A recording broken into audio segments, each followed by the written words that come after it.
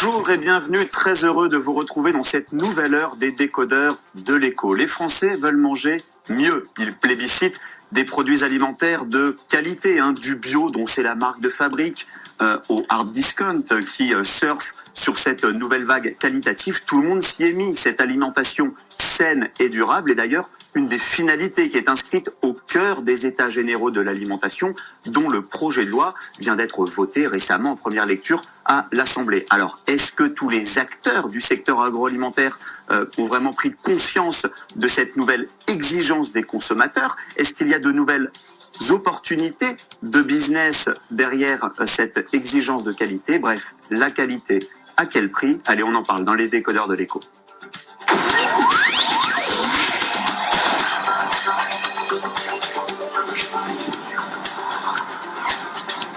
L'écho, c'est clair sur BFM Business. Mathieu Jolivet reçoit les décodeurs de l'écho. La qualité, à quel prix? Pour en parler durant cette heure des décodeurs de l'écho, autour de moi, Jean-Baptiste Moreau, député La République En Marche, éleveur aussi dans la Creuse et rapporteur du projet de loi issu des États généraux de l'alimentation. Catherine Chapalin, directrice générale de l'ANIA, l'Association nationale des industries alimentaires, qui vient de publier un manifeste 1000 jours pour manger mieux. Philippe Chalmin, économiste, président de l'Observatoire de la formation des prix et des marges des produits alimentaires. Maximilien Rouher, expert en stratégie agricole, auteur de Les agriculteurs à la reconquête du monde chez Lattès, et puis directeur, j'aurais dû commencer par ça d'ailleurs, directeur de l'association Ferme France. Et puis enfin, Claude Gruffat, président de Biocoop, qui est le leader des magasins bio en France. Merci, bonsoir à tous, merci de nous accompagner pendant cette heure. Alors, on va ouvrir une courte parenthèse pour commencer cette émission. Pourquoi? Parce que sa parole est extrêmement rare. Je parle d'Emmanuel Beignet, le PDG de Lactalis, qui n'a fait que 3 interviews en seulement 20 ans. Il était auditionné ce matin par une commission d'enquête spéciale qui a été montée à l'Assemblée nationale. Alors, une des critiques suite à l'affaire Lactalis, au scandale du lait contaminé, une des critiques qui se focalisait sur lui et sur son groupe était le manque de transparence. Il était interrogé par les députés ce matin, une audition publique. On écoute comment Emmanuel Beignet se défendait. Notre groupe est un groupe discret, je l'assume et c'est largement lié à ma personnalité. J'ai toujours mis en avant l'entreprise et nos produits plus que ma personne. Dans cette discrétion, un certain nombre de rumeurs ou de fausses informations ont circulé. Certains veulent transformer cette discrétion en opacité, c'est une grave erreur. Je reconnais que cette discrétion fait que nous sommes mal connus et que cela alimente la suspicion. Le groupe Lactalis est heureusement complètement différent de l'image que certains veulent lui attribuer. Voilà donc Emmanuel Beignet, le PDG de Lactalis, ce matin auditionné par les parlementaires. Jean-Baptiste Moreau, est-ce que le PDG de Lactalis a répondu aux questions du Parlement? Est-ce que vous avez su ce que vous voulez savoir? Non, absolument pas. J'ai pas pu assister directement à l'audition. Je l'ai vu de façon enregistrée. Vous avez débriefé avec vos collègues. Et puis j'ai débriefé avec Grégory Besson-Moreau, donc qui est rapporteur de cette mission d'information. C'est purement scandaleux l'attitude qu'il a eue. Il a lu ses notes pendant une bonne demi-heure et après il a botté en touche systématiquement. Il n'a pas répondu aux questions de façon directe. Et la discrétion, on ne l'accuse pas de discrétion. Il s'est dédouané de l'ensemble des responsabilités en accusant les contrôles, l'État, les supermarchés. Enfin, je veux dire, il y a un moment, il faut assumer quand on commet des erreurs dans une entreprise, il faut les assumer. Et quand on commet des erreurs tout court, d'ailleurs, il faut les assumer. Et son attitude, elle est clairement irresponsable. Maintenant, on attend avec impatience le rapport qui va être rendu par cette mission qui arrivera certainement à la mi-juillet et qui donnera naissance à un projet de loi qui sera porté par la majorité pour empêcher ce type de comportement de perdurer et de voilà, il faut que le sentiment d'impunité cesse et la transparence, elle est obligatoire. Là, c'est pas de la discrétion. Enfin, je veux dire, faut pas jouer sur les mots. Catherine Chapalin, vous dirigez l'ANIA, vous représentez ici les industriels de l'agroalimentaire. Est-ce que le secteur a tiré les leçons de l'affaire Lactalis?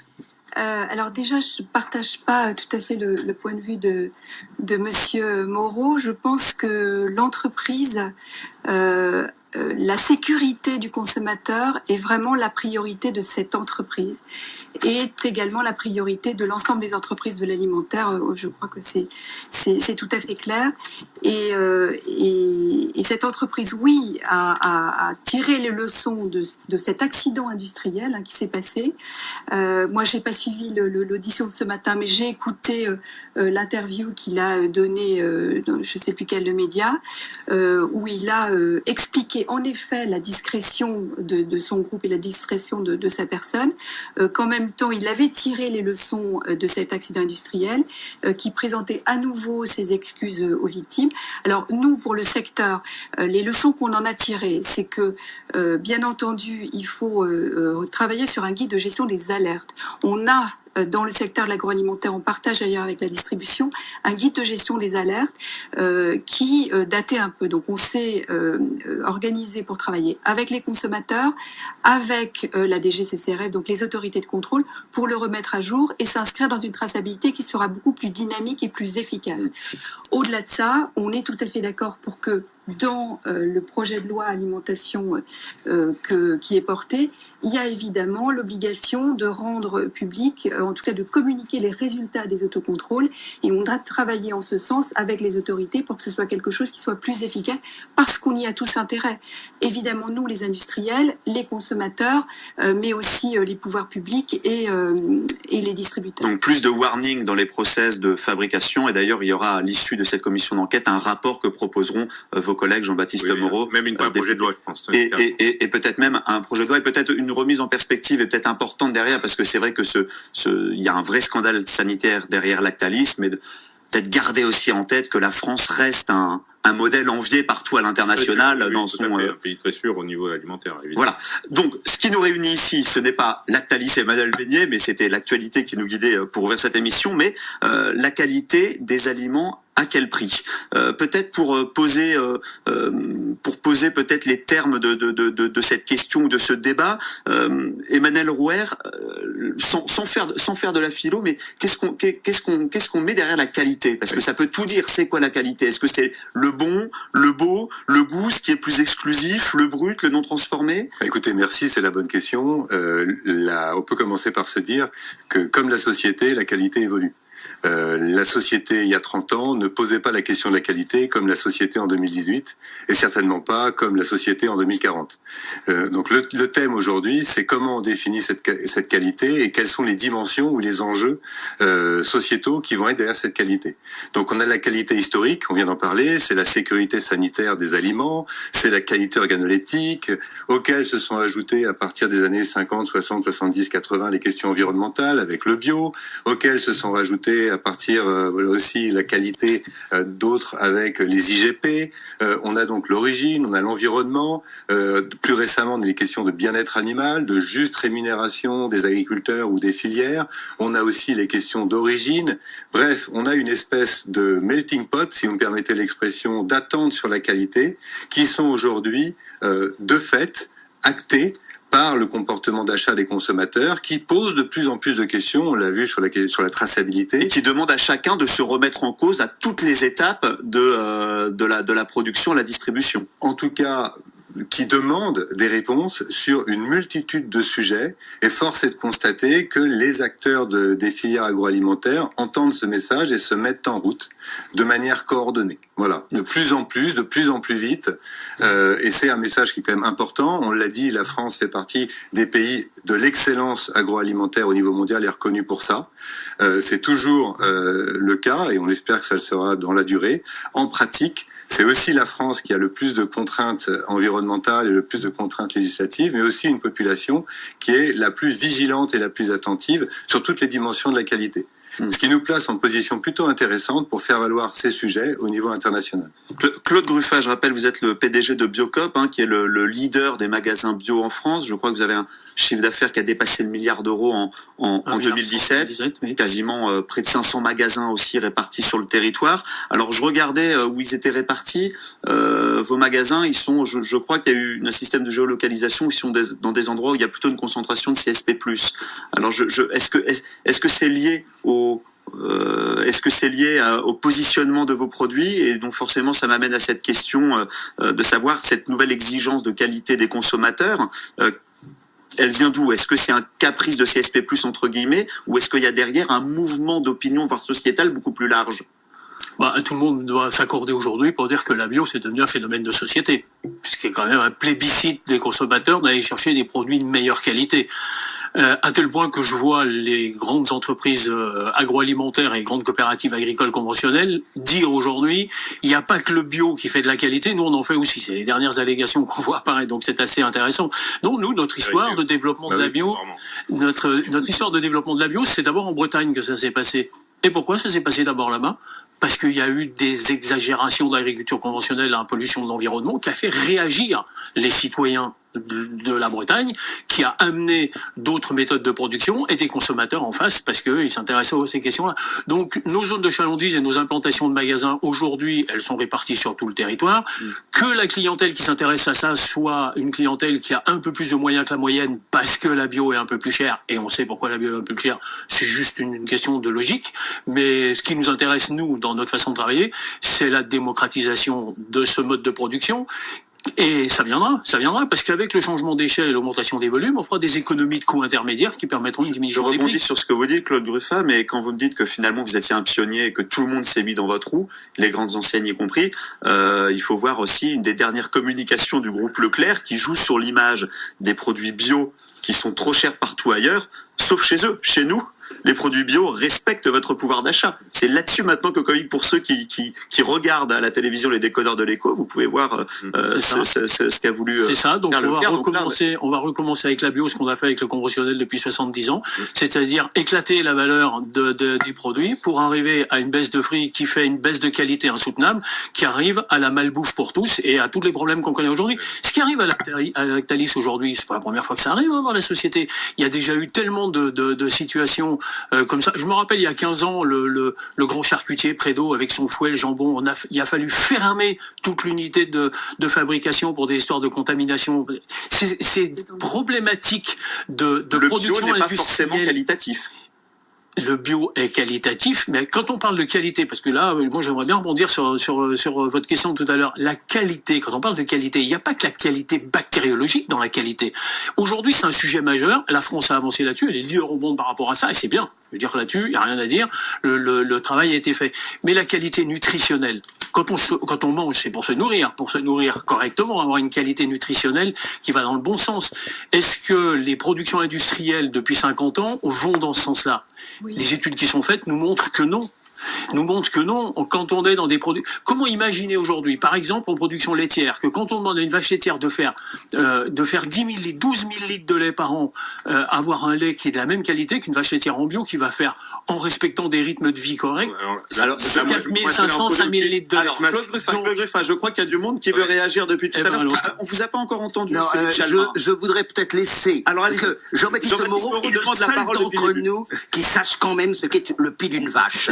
Donc, je crois qu'il est légitime de Jean-Baptiste Moreau, vous qui êtes éleveur dans la Creuse, qui êtes rapporteur aussi du projet de loi sur les États issus des États généraux d'alimentation, une réaction. Non, mais ce qui est clair, c'est qu'on n'est pas là pour opposer les modèles agricoles. Enfin, je veux dire, il y a le bio qui fait de la qualité, c'est indéniable, mais il y a aussi les signes officiels de qualité qui font de la qualité. Il y a un tas de démarches aussi qui vertueuses au niveau de la qualité. Donc, on n'est pas là pour opposer les modèles agricoles et pour dire qu'il y aura 100% de bio en 2022. Déjà, on a fixé un objectif dans le cadre de la loi, c'est 15% de surface en bio à l'horizon 2022, ce qui est déjà ambitieux parce qu'on n'est qu'à 6%. Aujourd'hui, on est à 6%. Voilà, 6% des surfaces agricoles françaises font du bio. Mais clairement. Oui, mais dans un marché où la consommation augmente de 20%, 15% pour la production, on fait que de suivre le rythme qui est demandé. Évidemment qu'il faut développer le bio et éviter justement d'importer du bio de l'étranger et plutôt le produire en France, ce qui est plus logique. C'est d'ailleurs pour ça que dans la restauration collective, on a mis un objectif à 2022 de 50% d'alimentation sous signe officiel de qualité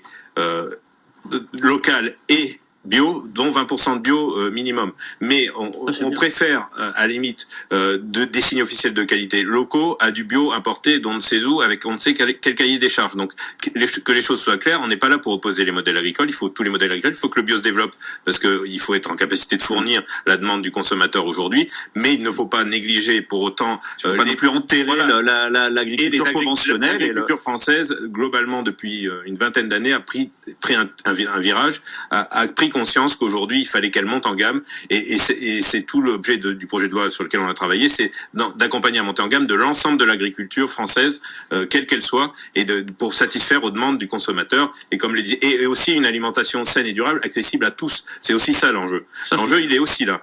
C'est que ce soit accessible pour tout le monde et pas juste pour une catégorie favorisée. Justement, la qualité à prix bas, ça c'est un vœu pieux, Philippe Chalmin, ou c'est non. Alors, écoutez. Il y a quand même un paradoxe. Il se trouve que je suis historien. Sur longue période, sur le XXe siècle, la qualité de l'alimentation des Français n'a cessé d'augmenter. Oui. Nous avons gagné un trimestre d'espérance de vie par an sur l'ensemble du XXe siècle, et c'était au passage parce qu'on mangeait mieux. Et les Français qui pensent qu'au début du XXe siècle, on avait une alimentation naturelle, etc., ils oublient ce que c'était. Jamais nous n'avons mieux mangé, jamais, au même moment, il n'y a eu autant, paradoxalement, de peurs alimentaires. Parce que, tout simplement, un certain nombre de gens qui maîtrisent très bien la démocratie médiatique, se sont dit que la seule manière de passer sur les radios, les télés, etc., c'était de manier la peur. Et donc on manie la peur. Nous mangeons très bien. Et quand j'entends le bio c'est pas mieux que le reste. D'un point de vue nutritionnel, d'un point de vue sanitaire, c'est un modèle différent. Moi je n'ai rien contre le bio est une niche intéressante.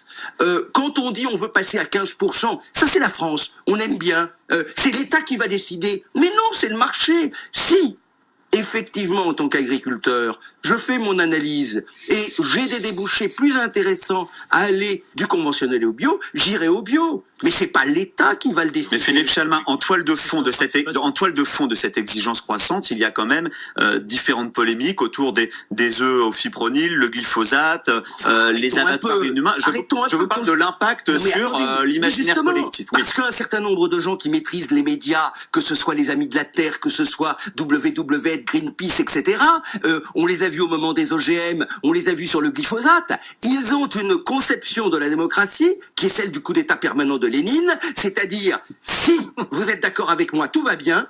Si vous n'êtes pas d'accord, je vous élimine. Sur le glyphosate, nous en avons quand même un exemple. Il y a une douzaine d'études scientifiques dans le monde portant sur le glyphosate. Il y en a une seule qui dit qu'il est potentiellement cancérigène. Nous n'entendons plus dans le débat depuis un mois, en France, que de dire que le glyphosate est cancérigène. Maximilien Rouher et ensuite Catherine Chapal. Si vous me permettez, moi je pense que pour réconcilier tout le monde, il faut être objectivement dans l'analyse du fait que quand on est enfant, un enfant dit qu'il y a les gentils, il y a les méchants. Et qu'au niveau de la société aujourd'hui, force est de constater qu'on en est réduit à ça. Il y aurait les gentils d'un côté et les méchants de l'autre. Ça s'appelle un stade assez peu avancé dans l'évolution et le développement humain. Au niveau aujourd'hui de la société, je pense qu'on a intérêt à se rassembler, à se fédérer pour faire un nuancier de la qualité, pas sur une verticale incontestable qui est sur le sujet de l'environnement, pas pour continuer à se jeter à la figure les bons, les méchants, les trotskistes, les staliniens, etc., qui, excusez-moi, relèvent d'un autre temps. Ce nuancier de la qualité, c'est ce que vous proposez à travers votre association. Exactement, merci. L'idée, c'est de dire, je précise, les questions environnementales sont excellemment traitées par le bio. Bravo et merci Claude Ruffard. Les questions de bien-être animal sont excellemment traitées par d'autres acteurs. Les questions d'origine sont excellemment traitées par l'INAO et les IGP, etc., etc. Nous avons aujourd'hui un enjeu. Arrêtons de nous opposer. Nous avons un enjeu de rassembler tous ces acteurs pour les placer dans un nuancier qui va satisfaire le consommateur parce qu'aujourd'hui, c'est son attente. Avoir une approche simple qui rassemble et qui répond sur l'ensemble de ces sujets qui ne sont pas que le bio, ou que le bien-être animal, ou que les questions d'origine, ou que les questions de justice sociale. Le consommateur attend les réponses à tous ces sujets aujourd'hui. Catherine Chapalin, comment les industriels s'adaptent à cette exigence croissante qualitative des consommateurs aujourd'hui? Et est-ce que c'est une exigence exponentielle qui fait qu'il faut revoir totalement les process d'hier? Et est-ce que la dynamique est la bonne aujourd'hui? On a entendu effectivement les consommateurs qu'on a interrogés juste avant les États généraux via une grande consultation citoyenne où ils nous ont fait part de leurs attentes. Mais avant, je voulais revenir quand même sur le constat partagé que l'ensemble des acteurs économiques avaient fait avant les États généraux. Et on s'était réunis avec les agriculteurs, avec l'ensemble de la distribution, avec l'ensemble des industriels, avec deux constats, la guerre des prix, qui détruisait de la valeur, c'est 1 milliard d'euros. C'est le président de l'Observatoire des prix et des marges qui dit 1 milliard d'euros qui sont détruits par an pour à la fois l'agriculture et l'agroalimentaire. C'est une perte de compétitivité pour les industriels de l'agroalimentaire et une difficulté pour les agriculteurs. Donc on était parti de ce constat. Et en même temps, il y avait un autre constat qui était de dire on est dans une transition de nos modèles. On sait qu'on est dans une transition de modèles de façon générale et l'alimentation n'échappe pas à la règle. On est aujourd'hui, il y a une perte de confiance du consommateur. Enfin, vous l'avez dit, l'alimentation n'a jamais été aussi sûre. Mais il y a une perte de confiance du consommateur. Il y a une cacophonie scientifique aujourd'hui et une cacophonie nutritionnelle. Moi, j'ai un peu suivi les débats du projet de loi. De temps en temps, on se disait, mais où est la vérité aujourd'hui? Donc, et c'est normal que les consommateurs soient perdus. On ne sait plus aujourd'hui qui détient la vérité. Et finalement, nous, les acteurs, on a besoin de sérénité, on a besoin de fédérer, on a besoin des pouvoirs publics, on a besoin des autorités de santé pour finalement donner un arbitrage et pour savoir dans quel sens aller. Et je crois que tout le monde a besoin aujourd'hui d'être rassuré, que ce soit les consommateurs, mais aussi l'ensemble des industriels de l'alimentaire. Jean-Baptiste Moreau, vous êtes au cœur de ce sujet. Je rappelle, vous êtes le rapporteur de ce projet de loi issu des États généraux de l'alimentation. J'étais président de coopérative, président d'abattoir, donc je connais relativement bien au moins la filière viande, mais je connais un peu les autres filières étant ingénieur agronome de formation. Mais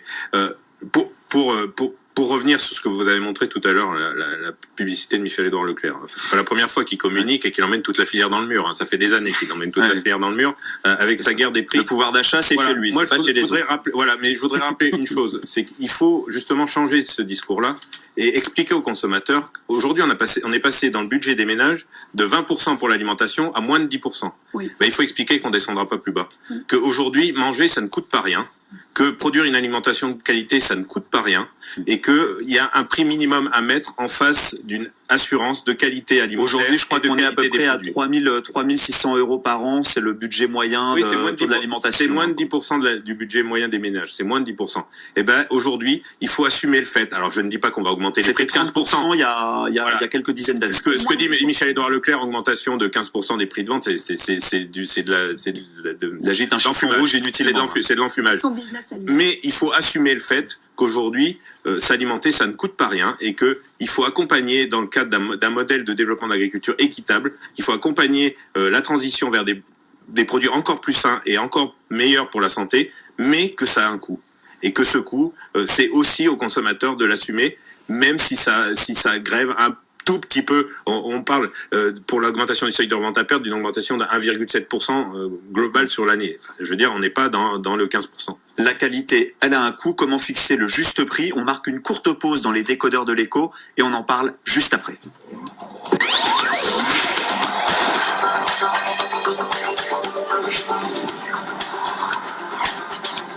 L'écho s'éclaire sur BFM Business.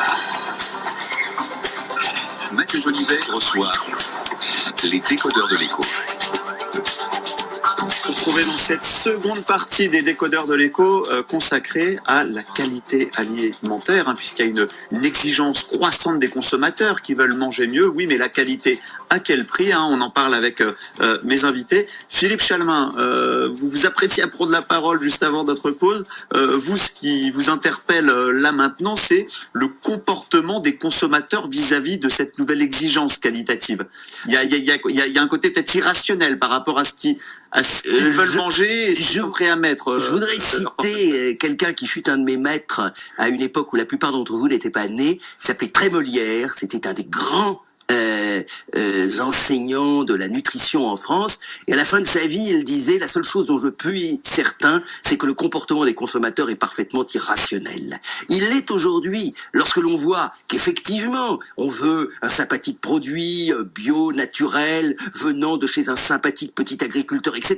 Mais en même temps, on veut un produit toujours plus transformé, intégrant toujours plus de services, avec des dates de conservation toujours plus longues. Alors, peut-être qu'on ira chez le sympathique petit commerçant, le reste du temps, on ira chez l'horrible hypermarché, je ne cite aucun nom bien entendu, parce que c'est ainsi que ça fonctionne. Et c'est vrai que la dimension prix va jouer là-dessus. Dans l'observatoire, ce que nous suivons sur les grands produits de base, sur les grands produits de base, la tranche de jambon, le beurre, le panier de fruits et légumes, etc., ces prix sont d'une extraordinaire stabilité, voire légèrement en baisse, pratiquement sur les 10 dernières années. Le consommateur est le grand gagnant dans cette histoire. Le problème, c'est que cet animal ne s'en rend pas compte et qu'en plus, il a l'impression qu'il mange plus mal. Philippe Chalvin qui nous conte l'histoire alimentaire, le comportement alimentaire. Juste une opération qui est lancée justement aujourd'hui et qui contredit vos propos quelque part. L'enseigne Franprix. Qu'est-ce qu'ils nous disent aujourd'hui, Franprix? Ils nous disent, regardez, chez nous, on va vous proposer des produits les moins transformés possibles. Donc c'est bien qu'ils ont compris qu'il y avait aussi une exigence qui allait dans ce sens-là. Claude Gruffat, vous, le PDG de Biocoop, vous, votre réflexion, le cœur de votre réflexion, c'est comment est-ce qu'on arrive à la qualité? Oui, parce que la qualité, pour moi, ça se construit. C'est-à-dire qu'il y a une démarche de cohérence globale qui arrive à un produit de qualité. Quand on parle de filière en agriculture, je trouve que jusqu'à maintenant, on parle trop de filières trop monoproduits et pas suffisamment transverses. Je m'explique, je prends un exemple. Si on parle de la filière porcine, on parle de l'élevage de porc en tant que tel. Rarement de l'alimentation qui va construire la filière pour alimenter les porcs. Si on veut une cohérence dans le projet, il faut regarder d'où viennent les céréales, quelle est la filière céréale qui va se destiner à la production porcine, quelle est la filière de protéagineux qui va alimenter la production en question, de manière à ce qu'on ait une cohérence globale d'ensemble. Et il faut que cette construction se fasse dans un état d'esprit de coopération entre les différents acteurs. On a trop vécu en agriculture sur le dernier demi-siècle où les céréaliers ont vécu sur le dos des éleveurs. Ça a été largement dit, soutenu, etc., expliqué, explicable, mais n'empêche que aujourd'hui, si on veut avoir une qualité dans les filières qui se mettent réellement en place, il faut casser ça, changer de modèle et passer dans une transversalité. Donc, il faut embarquer tout un écosystème avec. Oui, mais dans un état d'esprit qui soit pas la compétition entre les différentes parties prenantes, mais vraiment une réelle coopération qui aboutisse. Mais c'est ça qui construit la qualité. Est-ce que pour vous, on va citer un exemple d'une filière porcine admirablement réussie qui est en Espagne. Tous les porcs espagnols, et Dieu sait si nous les apprécions, sont nourris avec du soja OGM. Et d'un point de vue qualitatif, il n'y a aucune différence entre un soja OGM ou non OGM. Alors, j'ai pas été assez précis. Chez Biocoop, quand on fait ça, c'est traçabilité française, origine France. Évidemment. Je ne sais pas comment vous faites de l'élevage de porc en France, sachant que nous n'avons pas de protéagineux. Parce qu'on n'a pas cherché à en avoir. Moi, je suis dans la. J'aimerais bien rassembler parce que je trouve que là, on dérive encore dans la proposition de dire que la proximité des circuits, etc., fait la qualité, la construction de la qualité. Et il y a des produits.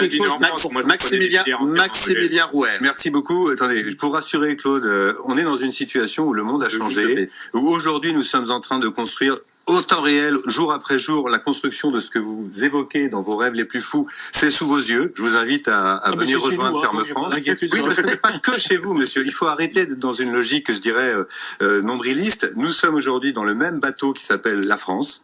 Cette France, elle est en train de se construire collectivement avec des acteurs qui sont de l'amont à l'aval et elle est en marche et elle intègre ces questions nutritionnelles de l'animal. Personne n'a attendu personne pour s'y mettre. Nous sommes dans une dynamique collective et la bonne nouvelle, c'est qu'en plus, le monde l'attend. C'est-à-dire qu'il n'y a pas que la France qui se pose ces questions-là. Les Chinois se posent cette question-là, les Australiens se posent cette question-là. Alors certes, pas les 1,7 milliard de Chinois, mais on a déjà 400 millions qui sont prêts et qui attendent une objectivation de la qualité française. Et le sujet, c'est que nous sommes prêts. Oui, nous pouvons le dire aujourd'hui, la France est prête, elle est en train de s'organiser, elle est en train de se structurer.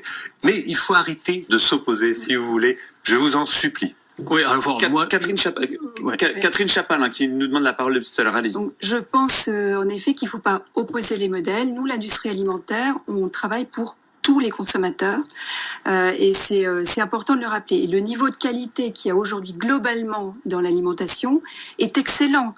Et vous l'avez à plusieurs reprises rappelé, il y a un paradoxe. La France est le pays le plus sûr du monde en matière de sécurité sanitaire. On est le 3e au niveau mondial, hein, c'est l'OMS qui le dit. Les Chinois nous achètent nos produits, les Américains adorent nos fromages de charcuterie et c'est en France qu'il y a aujourd'hui le niveau de food bashing le plus élevé. Or, tous les acteurs sont aujourd'hui dans une démarche de progrès parce qu'on a en effet entendu les consommateurs et les démarches de progrès, il y a l'agroécologie, enfin sur l'amont, il y a l'agroécologie, il y a l'agriculture traditionnelle, il y a énormément d'initiatives. Nous, industrie alimentaire, on a sorti en effet notre manifeste 1000 jours pour manger mieux, où on a rassemblé l'ensemble des engagements qui étaient pris par toutes nos professions et par les entreprises. C'est des engagements qui sont très ambitieux. On va vers plus de transparence avec un portail de données complètement ouvert sur toutes les deux. Et c'est quelque chose qu'on fait avec l'agriculture et avec la distribution. Là-dessus, les moyens modernes de communication avec Exactement. les open data. On peut aller vers de la toutes les transparence. pratiques agricoles sont enregistrées. Oui. On peut parfaitement imaginer à terme une transparence totale avec des QR codes où le consommateur est capable de retrouver On y travaille. l'entièreté du suivi. Jean-Baptiste Moreau, il nous reste que quelques minutes, mais il y a aussi peut-être un point qui est fondamental et qui est au cœur de ces états généraux de l'alimentation, hein, dont vous êtes le rapporteur à l'Assemblée, c'est comment est-ce qu'on fixe le prix et surtout comment est-ce qu'on répartit équitablement la valeur ajoutée. Donc là, ça va au-delà même de cette discussion autour de la qualité. Est-ce que là-dessus, vous avez réussi à trouver la juste répartition qui finalement a cristallisé toutes les tensions entre les agriculteurs, les distributeurs, les producteurs? Alors là, juste, si on l'a trouvé, l'avenir va nous le dire, mais on a mis en place un mécanisme qui permet. Il faut savoir qu'aujourd'hui, que l'agriculteur est la seule profession qui vend 100% de sa production à perte, c'est-à-dire qu'il vend en dessous de ses coûts de production de façon systématique. Donc les primes avaient été mises en place d'ailleurs pour compenser ce différentiel, sauf qu'aujourd'hui le compte n'y est plus. Même avec les primes, l'agriculteur n'arrive pas à vivre de son métier. Des agriculteurs qui sont pris le plein fouet du jour au lendemain, la mondialisation des marchés en 2006. Tout à fait, entre autres. Il y a d'autres paramètres qui sont intervenus, mais entre autres, oui. Et donc, ce qu'il faut savoir, c'est qu'on inverse le mode de calcul du prix avec un calcul du prix en marche avant, c'est-à-dire qu'on commence par une contractualisation entre l'agriculteur et son premier acheteur, qui prend en compte des indicateurs de coût de production déterminés par les interprofessions et calculés, entre autres, par l'Office des prix et des marges, l'OFPM. Donc, voilà, on fait un vrai processus en marche avant. Ces indicateurs seront repris en cascade dans les différents contrats jusqu'à la grande distribution pour arriver à prendre en compte ces indicateurs de coût de production, parce qu'aujourd'hui, il faut que l'agriculteur retrouve la possibilité de vivre de son métier décemment et de vendre des produits au prix juste et pas et pas recevoir ce que la grande distribution et ce que les industriels alimentaires veulent bien lui laisser. Je voulais revenir sur un point, on en parlait au début de l'émission, il n'y a que 6% des surfaces agricoles en France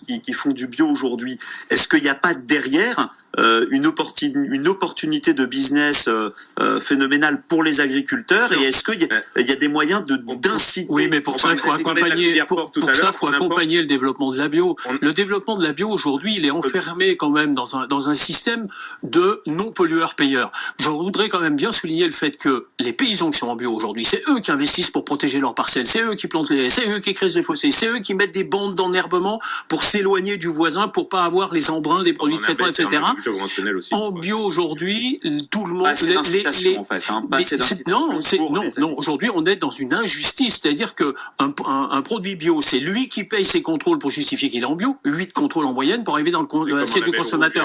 Et quand on dit que la bio est chère, moi mon appel, c'est de dire, il faut remettre aux pollueurs payeurs le système, ceux qui sont en conventionnel financent la protection de parcelles en bio, etc., pour enlever de la charge du bio, ce truc. Ça permettra de mieux. Dès que ça dérange, on oppose.